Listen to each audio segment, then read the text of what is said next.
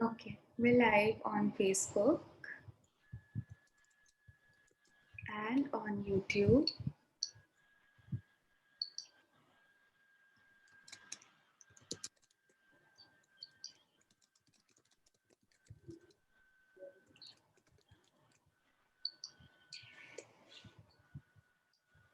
Okay, we're live on Facebook.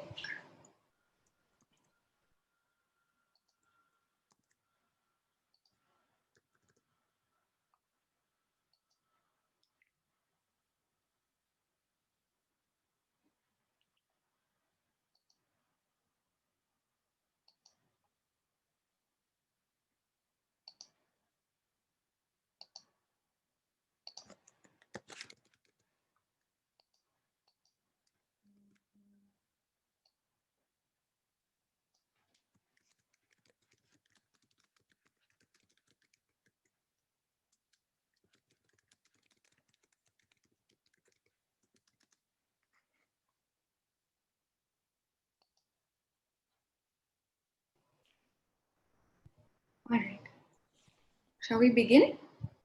Yes, I'll start sharing on the other feeds soon, okay? But you can start. So let me introduce you. Okay.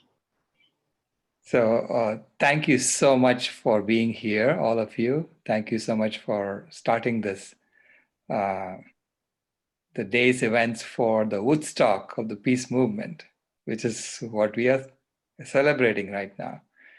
And it is incredible what is happening, and it's incredible the amount of knowledge that's going to be shared, the amount of coming together that we are doing with all the other movements. And this is the first time ever that the vegan movement has been included as part of the peace movement officially, though we have unofficially been part of the peace movement all along, because there is no peace without peace with the animals. So it gives me great pleasure to introduce the first speaker for today, Pareen Sachdeva. Pareen is incredible. She is amazing. And her enthusiasm and her dedication to this cause, I consider her to be my daughter. The kind of work that she's done, it's just mind-blowing. So thank you, Pareen, for agreeing to do this. And let's hear about what, why, and how of veganism. Take it away. Thank you so much. Thank you, Dr. Rao.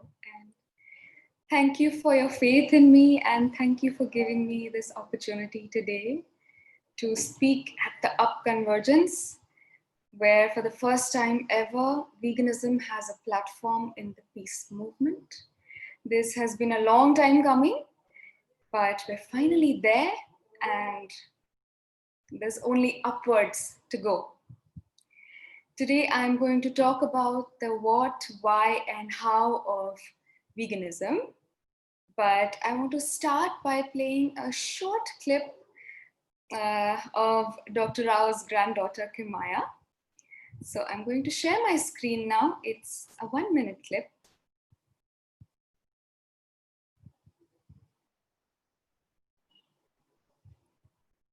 There you go. I'm vegan because I feel like if I was a meat eater, I'm letting animals down. I'm eating them, and it's not right. It's not right to choose to eat animals. If you like them, why are you eating them? They're the opposite. Instead of liking them, you're killing them. You know? If I was a meat eater, if I like animals and I kill animals, I would be, oh no, why am I killing them? Even though I like them. That's the question. What's the answer? Go vegan. It's a simple answer. Probably the simplest answer you can get. All right. A very simple answer that Kimaya has shared with us. So now I'm going to present you guys with a little scenario, and I'm going to ask you what you would have done had you been in that situation. You are walking past the street and there is a dog or a cat on the street. What would you do? Would you perhaps feed them a biscuit or two or a snack? Sure. What would you do if you happen to see someone hitting that dog with a stick? Would you try to stop them? Most of you would. What if you saw a goat on the street and someone were to take that same stick and hit that goat? Would you try to stop them? Perhaps. What if someone were to take that goat or sheep or calf into a closed room, tie them up, force feed them so they grow and grow and grow, and then slit their throat, chop their bodies into pieces, lather them with delicious herbs and spices, and present you a gravy? What would you say? Would you say stop animal cruelty? Or would you say biryani? What would you say? And why would you say that? This picture that I'm showing you depicts this scenario. This woman is petting her dog, but the pig is being slit in its throat just so they can be served on our plates. Mahatma Gandhi has said that the most violent weapon is the table fork. Ever wondered why? Ever wondered why we behave the way we do? We see things the way we do? Ever wondered what we are doing? What are we doing to animals in circuses, aquariums? What are we doing to them? We're tying them up. We're hitting them just to train them to perform for our own entertainment. I'll have to warn you that the next slide might be a little bit graphic, but this is what is happening to animals just so that we can have creams to lather our bodies with, or mascara to put on our eyelashes. You name it and it's there. What is happening to these animals? Why are we using them as mere objects to produce products that we can use? What is happening to the babies on our plates? Do you even realize that the animals on our plates are mere babies? Dairy cows would live for up to 20 years in their natural habitat. So would beef cows. But when do they kill beef cows? As young as 18 months old, a year and a half. That is a child's age. And what is happening to that child just to be on our plates? I'm not going to show you exactly what happens to them, but I'm going to give you a brief of what is really happening to bring what is on our plates. We know that hens produce eggs, right? About 100 years ago, hens would have laid about an egg a month on average. But what are we doing to them on factory farms today? We're making them lay up to 300 eggs. But what do we do to the male chicks? We know the hens are going to lay eggs, but what about the roosters? They're of no use to the egg industry. So what do? We grind them up alive, or we boil them alive as young as 1 day old. What did they do in that span of 1 day? What did they do in their life to deserve this? What happens on a dairy farm?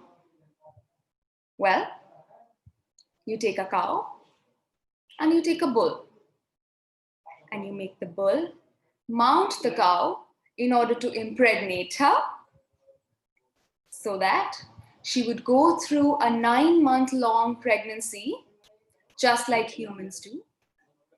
she would have a calf, and then what would we do? We would separate the calf and the cow just so that we can take her milk. Are we entitled to that milk? If not for the bull, what else would we do to the calf? A dairy worker would take their forearm, about their elbow length, about yay big. They would insert it into their anus, and with a syringe filled with semen, inject the semen into their vagina to impregnate them. Now, once the calf is had, and if it is a male calf, they're again of no use to the dairy farm. So they're discarded, they're left to die, or they're sold for veal, or they're sold for leather. And what happens to the female calf? She's subjected to the same fate as her mother. Year after year after year, she's impregnated artificially, made to bear a child, separated from her child, bowling and moaning, only for us to squeeze out the milk from her breasts. This happens for about 4 to 5 years until the cow is completely used up and dried up. And then her fate is similar to the cows and buffaloes in the beef industry that we so like enjoying in our hamburgers. How did we get here? Well, a small exercise for you guys. When a zebra has a baby and they produce milk, who gets that milk? The zebra's baby. When an elephant has a baby and they produce milk, who gets that milk? The elephant's baby. When a human woman has a child and she's lactating, who is the milk for? It's for her child. But for a cow or a buffalo in a dairy farm, when she is made to have a child, who does her milk go to? Well, us. For our tea, our coffee, our pizza, our burgers, our cheeseburgers. What makes us think that this is right? Is there any species of mammals that drinks milk on reaching adulthood? Is there any species of animal that drinks the milk of another species? No. Then how did we get so smart as to think of what we're doing today? I just want to share this little quote with you all. All the arguments to prove man's superiority cannot shatter this hard fact. In suffering, animals are our equals. We need to remember this when, especially at a moment like this, where I'm sharing with you what we really inflict on animals, which, let me tell you, is absolutely legal in most countries of the world. But we need to remember that animals feel pain just like we do. They love their children just like we do. They love their families just like we do, and they like playing with their friends just like we do. But why do we forget that? What makes us forget that? Is it our greed? Is it the patriarchal systems that we live in? Is it the continuous way in which we are being blinded through advertisement and marketing to think that this is how life is?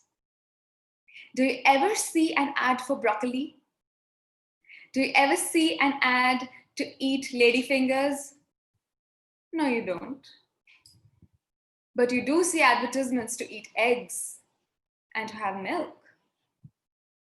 Have you wondered why that is? Well, if you are wondering, then let me share something with you. This is the concept that we're all talking about today, the concept of veganism. Okay?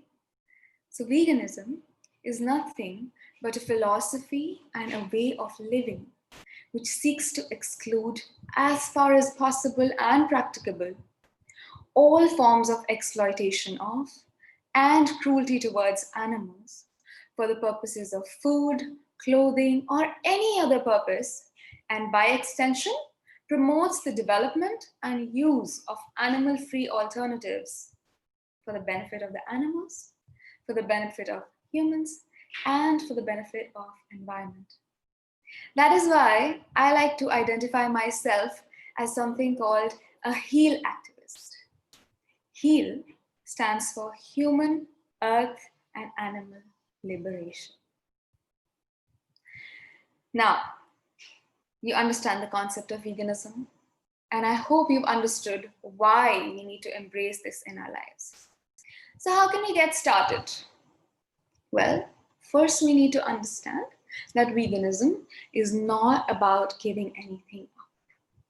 It is all gains. It's a win-win for everyone, not just us, but the animals and for our future generations. Okay? So when we embrace this peace, when we embrace this understanding of non-violence or ahimsa, then we refuse to participate in this exploitation of living beings who are not able to speak up for themselves. Okay? Now, when we understand this, we also understand that we are not at the top of the food chain. Okay? Humans are not at the top of the food chain.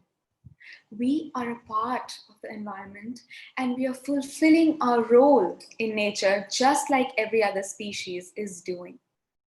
Okay? Now, some resources for you guys. Some movies that you can watch. You can take a screenshot of the screen. I will name a few of them. If you're interested in knowing about the health benefits of veganism, you can watch What the Health, you can watch Forks Over Knives, and you can watch The Game Changers. If you're concerned about the future of our planet, which is a very big concern, especially with the request for declarance of climate emergency across the world, do yourself a favor and watch Cowspiracy. It's available everywhere to watch. You can watch it. In fact, I want to share here with you guys that the one industry that is exploiting all animals on the planet, the animal farming industry, is linked to all of the environmental problems that we're facing today. Whether it is deforestation, whether it is climate change, whether it is ocean acidification, whether it is habitat destruction, species extinction, waste problems, water use, land use, all of that. It's all related to one industry, and that is the animal farming industry, which is occupying a third of all of the land on earth and using up a third of all the fresh water on earth. Do you think that's fair? Do you think it's fair to devote upwards of 83% of all of our agricultural resources into feeding only about 15% of our caloric requirements? We're feeding 70 billion animals and killing them on a yearly basis. And yet, we're not able to feed 7.5 billion humans. Millions are dying of hunger. Why is that? It's because our systems are screwed up. And now it's time, in this age of information, it's time for us to take charge and for us to act on that and to bring change. Okay? Another set of films that you can watch is for the animals. And I'm telling you that these might be hard to watch, but once you watch them, there's going to be no turning back. These are Dominion and Earthlings. If you want India-specific video of what is happening in India to cows who we consider holy and motherly, then definitely look up Dirty Dairy and Unholy Cattle of India on YouTube. An amazing speech that you can watch is the best speech you will ever hear, also on YouTube. And for love and to awaken your inner compassion, you can watch A Prayer for Compassion, and you can also watch a fun little film called Okja on Netflix. Okay, so now that you're all set and you're ready to go vegan, but you're wondering, are my nutritional requirements going to be met? What am I going to do? What am I going to eat? Well, especially on an Indian diet, most of what we eat is vegan by default. So all of your dals, lentils, beans, your vegetables, your fruits, your salads, your chaat, your samosa, dosa, sambar, idli, chole bhature, rajma chawal, you name it, it is all vegan as long as you don't put that dollop of ghee on it. It's all vegan, and it is all meeting our nutritional requirements. Come to think of it, where are the animals getting their protein from? From the plants. Then why can't we take it from the plants ourselves? Ever wondered? Think about it now. So all of our protein, our calcium, and even our micronutrient needs can be met just through a balanced and varied plant-based diet. Okay? A lot of people are concerned about this vitamin called vitamin B12. And let me tell you that this is a vitamin that is produced by microorganisms in the soil. The plants get it from that, animals get it from that. But unfortunately, our soils are so depleted today that they're running out of B12. And so the animals that we're getting B12 from are also fed these supplements. So what do you think is a better way to get B12? Feeding animals a B12 supplement, then hankering them all their lives and mercilessly killing them, and then getting that B12, or just popping a supplement ourselves? I'm going to conclude this presentation with another question. If you ever think that someone should be doing something to bring change, can you for once think that that someone could be you? And if your answer to that is a yes, I hope that it is a resounding yes, then create change now and inspire change now. Educate others, share about it with others. That's about it. I'm going to stop sharing my screen. And if you guys have any questions at all, you can ask them now. You can share them in the chat box, or you can unmute yourself and share your questions.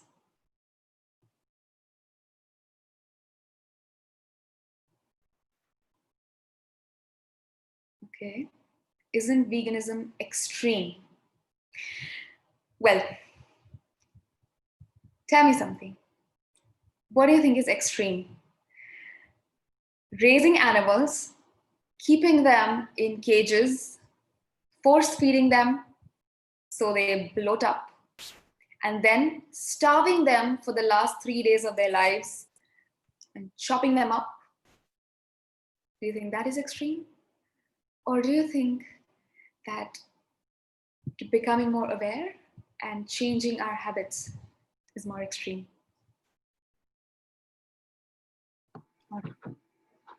Yeah, I had a question, and Sure. this is more like sorry, Danny, did you want to ask a question?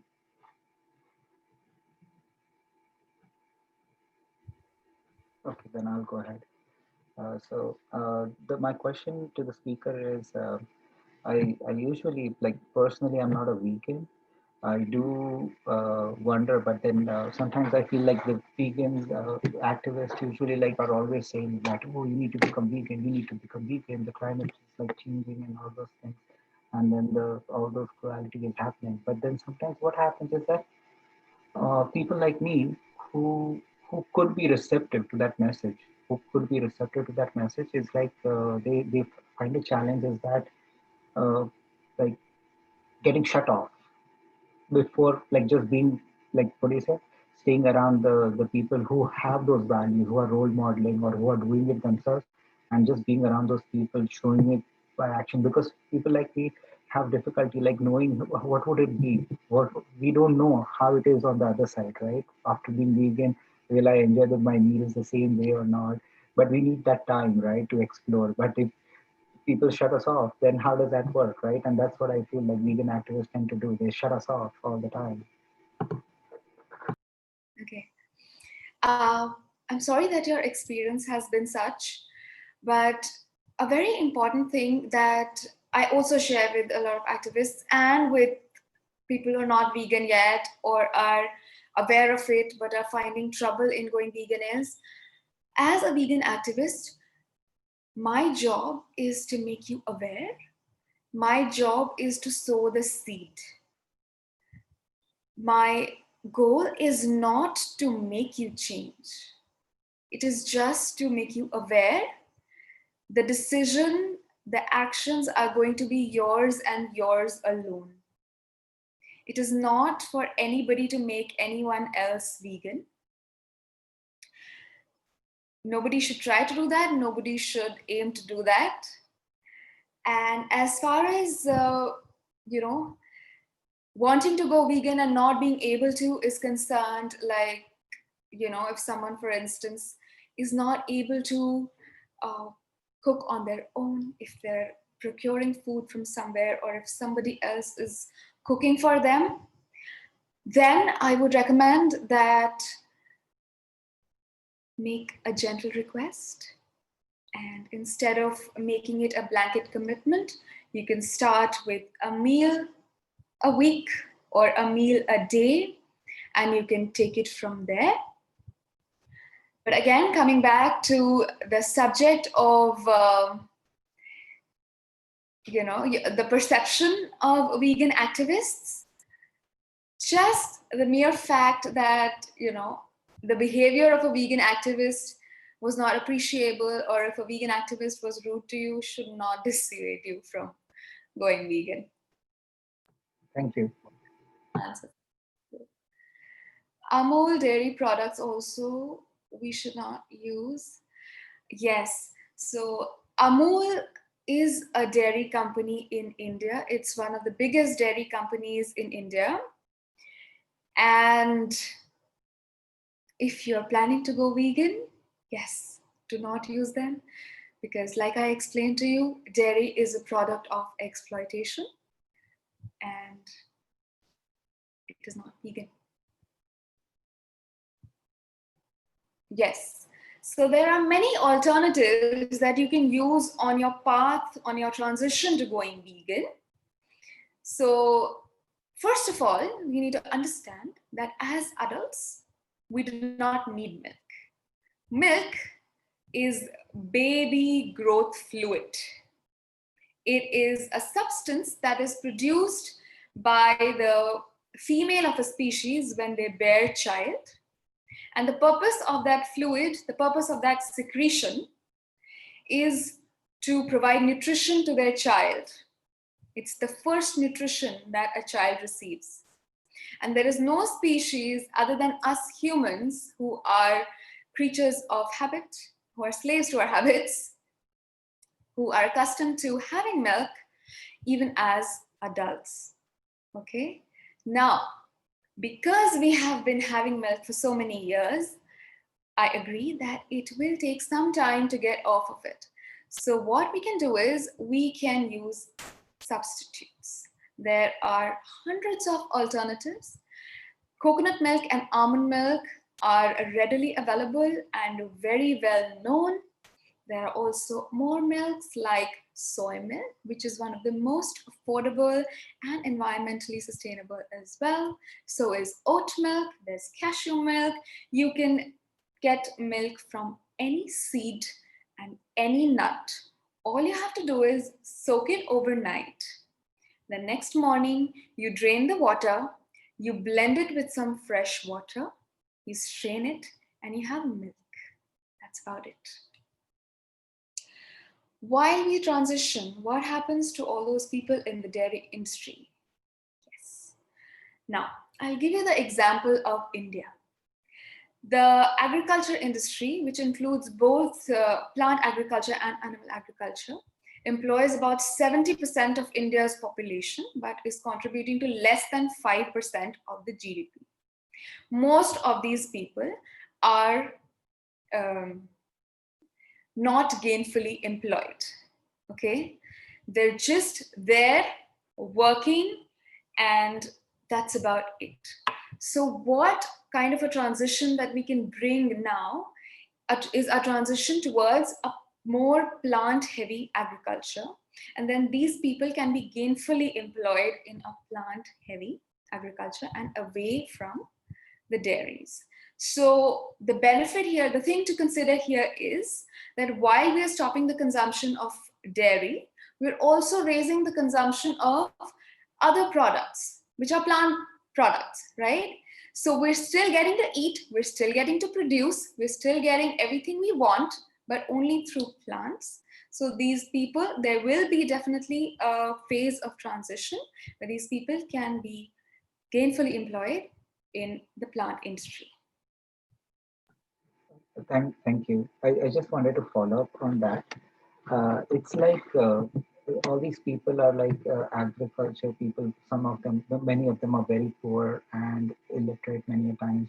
And when we are asking them, the transition has to happen for everyone. But what happens to all these people who are dependent on that industry, though they are not gainfully employed? But then, are there projects in place? Are there action plans in place? I do hear a lot about permaculture, but I don't know in India, is the dairy farmers actually being helped to move towards permaculture? All those initiatives are being taken in mass because that's what it needs, right? That's what the vegan movement is trying to say. So to this, I want to share that unfortunately, uh, there are barely any efforts being made towards this transition. And that is why one of the purposes of this presentation is to inspire people who are capable of and in a position to influence or inform policy, to be able to inform this, to be able to bring policymakers into the fold and to make them understand that this is the way we need to go, especially when it comes to the sustainability point of view. Uh, in fact, this is so not happening in India right now that in this year's budget, there has been a plan to increase the spread of artificial insemination in dairies and to make it reach upwards of 70% of all dairies in India.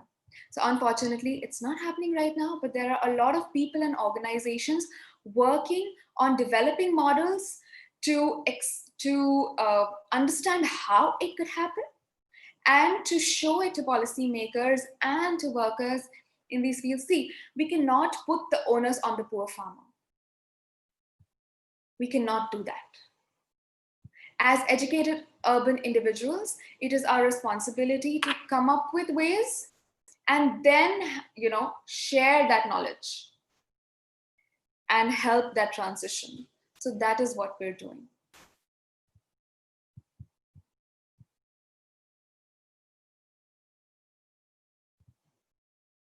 I think there is one more question in the chat. Plant-based dairy by Hemangini. Plant-based dairy. I think you're asking about dairy substitutes. So yes, all the nuts and seeds and a lot of beans like soybean give us a plant-based dairy substitute. I hope I answered your question. You can use them in much the same way you would use dairy. You can drink it up. You can mix it up with chocolate and have a nice chocolate milk. You can make cheese out of nuts. You can make desserts out of nuts. You can make halwa vegan. You can make kheer vegan. You can make a cheesecake vegan. All of this can be made vegan. There is absolutely no reason to hurt and harm another being for the pleasure of our taste buds. Okay, understood. Perfect. Thank you so much. And that is a very interesting way of enticing people by giving them bribe of halwa and kheer. I like that. I'll wait for others if they have any question. Otherwise, I want to follow up on the other question. Okay, so if there are any more questions, please share them in the chat and you can ask your question in the meantime. All right. So this is again going back to the transition question. I think somebody chatted a big thing. Markets respond to demand for more plant-based products will hence raise the production of plant-based products. Agreed. This also provides up a scope to help ourselves in bringing back our native indigenous crops. Yes, it will lower the impact of animal agriculture on already exploited resources. Agreed. Of course, the government, I think this is more of an observation than a question. Of course, the government should focus on helping farmers economically to transition to plant-based farming and plant-based products. Yes, absolutely. So right now, we are trying to make the policymakers understand that this is an option. It does become a political option. It does become politically fiery, but what isn't? We have to go that way. So for following up again, firstly, also when the transition, you mentioned about transition, you mentioned about policies, which is happening all the way at the top. And as we know, the governments, how they operate, one rupee, only 10% of it like ever reaches the grassroots, and that's where the farmers are. So by trusting all those policies for the vegan is not really going to bring that change that is being proposed. So what is happening on the ground? How is the vegan movement really helping and inspiring us, those people who are not vegan, but have the capability and are like inspired by all this discussion and want to do something about it, but we don't see action. So we ourselves can't we get involved in the action. At the same time, we get turned off by the very say hardcore activists, and so we are not learning. We are not even able to play, and we are not able to change. And so, can you answer to that? How do we do about how do we go about like doing this change? Talk about the action. So there are multiple facets to this. As far as dealing with activists goes, if it's not your cup of tea, you don't have to get into that. You have your voice, use it the way you want to. Do not let yourself be influenced by anybody. Just educate yourself and go on, roar. As far as policy and the trickle down is concerned, absolutely. It's not just policy that we need to influence, it is also on ground efforts. So I can give you examples of multiple veganic animal farm sanctuaries that are housing animals so they can live the rest of their, they can live out the rest of their days in peace. I can name some in India. There is the Ahimsa sanctuary in Kerala. There is the People Farm in Uttarakhand. There is Animal Aid in Rajasthan, just to name a few. I'm sure you're also aware of Sadhana Forest in India, which is an absolutely, completely vegan. It's more of a community than just a reforestation establishment. And they've taken acres of land and reforested it with native species. And there is a thriving community of volunteers that are living there like a community. So there is no dearth of on-ground action. It is happening. A lot of organizations, like I said, are also working on devising these solutions and how best they can reach the very bottom. Thank you. Appreciate you sharing the stories. That inspires confidence. And maybe you could share like how do we get engaged. Thank you. Thank you. Appreciate it. Absolutely. So thank you so much, everyone, for joining us today on all the different platforms that we're on. And you can email me. My email is sachdevapareen@gmail.com. And you can also find me on all of the social media.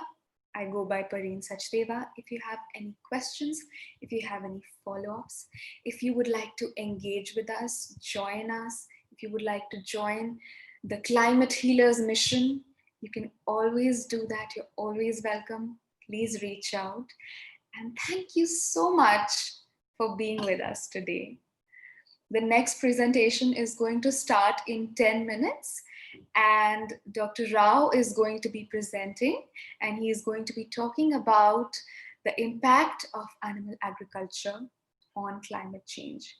So it's something that is not to be missed. I see that Dr. Rao is coming and wants to share something. I want to say it's Gerard Bishop and Vincent Trotman and Jean-Francois Nobel. It's a panel, and Gerard is actually running the show. I mean, he's going to be presenting. I'm sorry about that. Okay. So, but thank you so much, Pareen. You did an amazing job. Thank you for inaugurating this and handling all the questions with such grace.